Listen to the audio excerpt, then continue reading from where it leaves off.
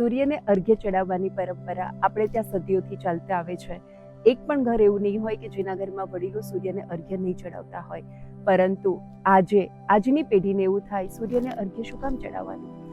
સૂર્યને અર્ઘ્ય ચડાવવા માટે કોઈ ધાર્મિક મહત્વ નથી. એ સૂર્યને અર્ઘ્ય સૂર્ય માટે નથી, આપણા માટે છે.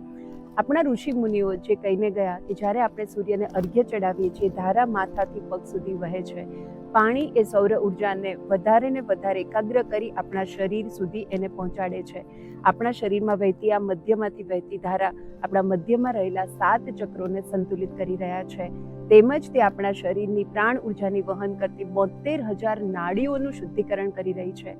હવે જો કોઈ દીકરીઓને આ વિજ્ઞાનમાં રસ પડતો નથી તો એક આધુનિક વિજ્ઞાનનો ખૂબ સરસ સર્વે મારે તમારી સાથે શેર કરવો છે. આજે આધુનિક વિજ્ઞાન સાબિત કરી ચૂક્યું છે કે જે રેગ્યુલર સૂર્યને અર્ઘ્ય ચડાવે છે તેમની ફેલોપિયન ટ્યુબ સ્વસ્થ રહે છે અને સાથે સાથે તેમની ફળદ્રુપતા પણ વધી જાય છે.